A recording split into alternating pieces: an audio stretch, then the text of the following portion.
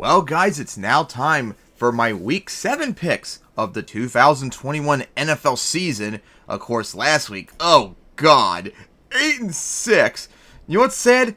I had a really strong start after the 1 p.m. games, but going to the 4 p.m. games, I went 0-3 in all of them. I went winless in the 4 p.m. games, and that really ruined my week. Not the worst week of the year, but second worst, and that is just bad. And of course, here is the current regular season and the playoff seasons. The playoff stands at the season end of the day. In the AFC, the Ravens have the bye, with the Steelers at the Chargers, Raiders at Titans, and Bengals at Bills. And the NFC, it's the Cardinals with the bye, with Vikings at Buccaneers, Saints at Cowboys, and Rams at Packers. Let me make sure. Yep, recording. So now, my Super Bowl pick right now would be the Bills beating the Buccaneers. So now let's get to our my Week 7 picks. As we start off with Thursday night, as it'll be the Broncos at the Browns for the first time since 2015. Broncos won the last one. Browns haven't beaten them since 2018. They haven't won at home since 1989 when they were the old Browns. So, of course, the Broncos, I thought they were going to maybe beat the Raiders because of the Gruden situation, but nope. The Raiders crushed the Broncos pretty convincingly. They've now lost 3 in a row at 500. Not looking good after that 3-0 start when you have to play competent teams, Broncos? Meanwhile, the Browns got crushed by the Cardinals, and mostly because I didn't know Nick Chubb wasn't going to be playing, because that was like after I made my picks. If I knew that, I probably would have picked the Cardinals, but didn't know about it at the time, and that really did hurt them. And then, of course, Baker Mayfield got injured, and now he's not playing tonight as well.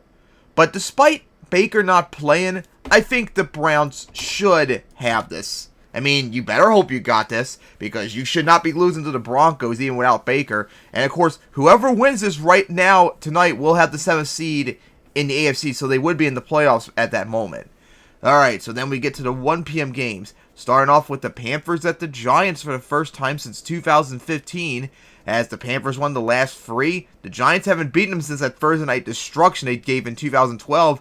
And they haven't won at home since 2010, which was the first ever game in MetLife Stadium. So anyways, the Panthers, well, they've lost 3 in a row now after that 3-0 start like the Panthers. But at least unlike the Broncos, they made a comeback against the Vikings, but just couldn't pull it off in overtime. Because, God, Sam Darnold looked so terrible in that game until like the end. But he definitely has looked bad since the good start. Meanwhile, the Giants got clobbered by the Rams, but did any of us really were surprised by that? The Giants are definitely struggling very, very badly, and they're inconsistent as hell.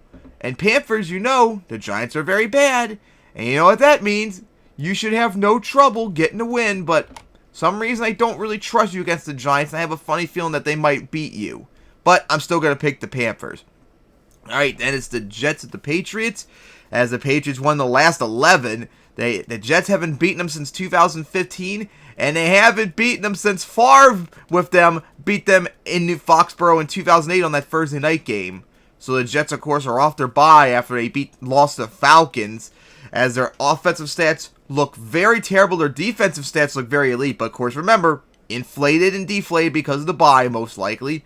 Meanwhile, the Patriots, they almost pulled off the upset against the Cowboys. The Patriots are a lot better than the 2-4 record they are. They just can't win the close games pretty much. They should be 5-1 if you consider all the games they should have closely won. My God, unfortunate for them. But now they got played against a team that they definitely crushed earlier in the year. And of course, I think that trend's going to continue as I pick in the Patriots to beat the Jets. Then it'll be the big one, as the Chiefs are at the Titans for the first time since 2019. Their first rematch since the AFC Championship. As the Titans won the last 3, the Chiefs haven't beaten them since 2013. So the Chiefs, of course, got right game by beating the football team as they need it, as they're still not looking really good. Their offense is very elite, but their defense is trash. That could be said the same, too, for the Titans, as their defense is trash. Their offense is, well, technically not even really that good, especially against the run, which I find a little weird since Derrick Henry's still playing good at their 28th. But the Titans got a needed victory against the Bills. That was very convincing, that they beat the best team in the league probably, and a pretty good game too. So, the Chiefs, although statistically they're probably much better overall, the momentum is not on their side. The Titans have beaten them 3 games in a row, and the Titans did just beat the Bills, who the Chiefs struggled against. So you know what? Maybe an upset? I'm going to pick the Titans to get it and keep the Chiefs around under 500 again. But watch, the Chiefs are going to crush them in their AFC Championship rematch. So then we get to a division winner matchup, I mean to say, from last year. As the football team is at the Packers for the first time since 2019.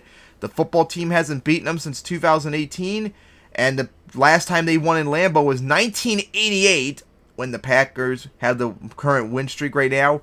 So the football team lost to the Chiefs as their defense is literally like up there. It's like one of the worst in the league.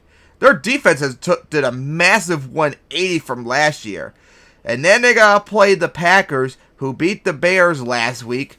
After their stats are still not really that good after winning 5 in a row. Like, is that because they're just not really that good compared to last year? Or are they still really that badly crushed by their first week loss to the Saints? Because their stats are not looking really good right now. But, of course, picking the Packers to win this. Alright, then we get to more 1 p.m. games. As it's the Falcons at the Dolphins for the first time since 2013. As the Dolphins won the last 2. The Falcons haven't beaten them since 2009, and they haven't won in Miami since 2005. So the Falcons, of course, are off their bye from when they beat the Jets in London. Stats, of course, heavily inflated, so don't just disregard them. Meanwhile, the Dolphins, who are also from London, didn't get the bye for some reason, as they lost to the Jaguars and gave them their first win of the year, as they still look really, really, really bad. Oh my god. Even though I know the Falcons' stats are also inflated because of their bye, the Falcons are probably the better team overall right now, so I'm going to pick the Falcons to get this. But watch, they're going to choke as always, and the Dolphins are going to get their second win of the year. Alright, so then a big one in the AFC North, as the Bengals are at the Ravens with the AFC North lead on the line. As the Ravens won the last 5, the Bengals haven't beaten them since 2018. They haven't won in Baltimore since 2015. So the Bengals crushed the Lions. I thought the Lions would maybe get the upset here to ruin the Bengals' momentum, but they're still playing good. They're still in the playoff race. And now the division on the line, as they got to visit the Ravens, who stunningly crushed the Chargers. And the weird thing about it, that crushing victory, was the Ravens didn't even necessarily look that good, stat-wise. Like, Lamar Jackson played like crap. He might have even got outplayed by Herbert, who also didn't really play that good. I have really no idea how they won that, especially since Red Zone didn't really cover that game pretty much. Appreciate that, Red Zone. But even though they crushed the Chargers, I'm still not convinced that they're right now. There's still a lot of problems with the Ravens. But I'm picking them to beat the Bengals here. But hey, watch out, Ravens. The Bengals are up there. They're a lot better than they have been before. And remember, when the Bengals were good, they regularly would challenge you convincingly and beat you in Baltimore. So don't underestimate them with the division on the line.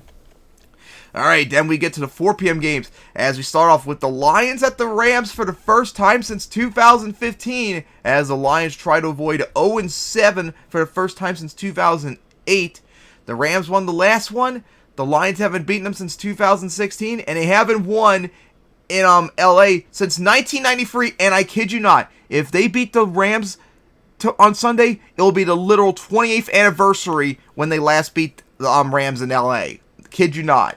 So, of course, Matthew Stafford is getting his first taste against his former team, and I'm sure he would love to get revenge on them, especially after that crushing victory they had against the Giants. Meanwhile, the Lions, oh my god, nothing is going right for them.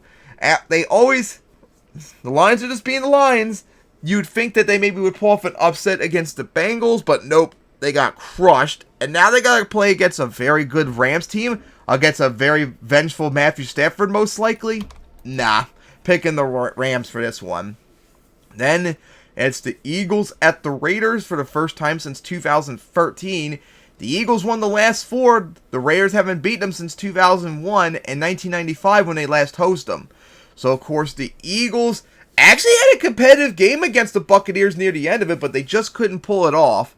Meanwhile, the Raiders, I picked the Broncos, of course, because I thought the Gruden situation was going to be too much for the Raiders, but they prove us wrong so far, as they got the win and saved their season for just a moment, as they're 4-2 right now.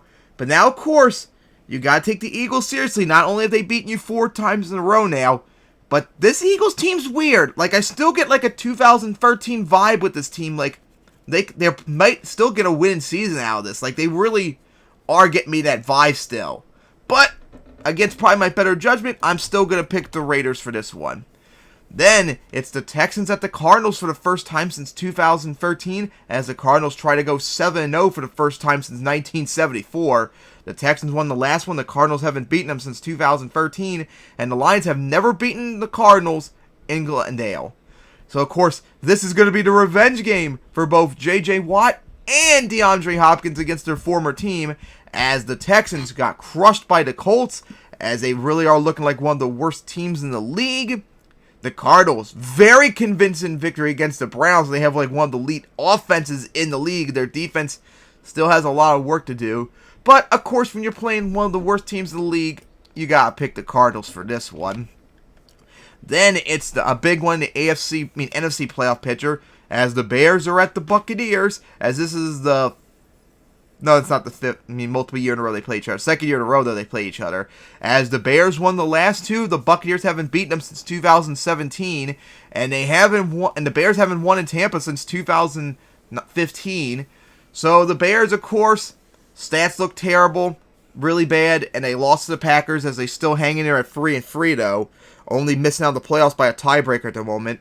Meanwhile, the Buccaneers, they had to hold off against the Eagles. That's still a little bit of a concern because their offense is elite other than their rushing game. Defense, though, still not looking really good.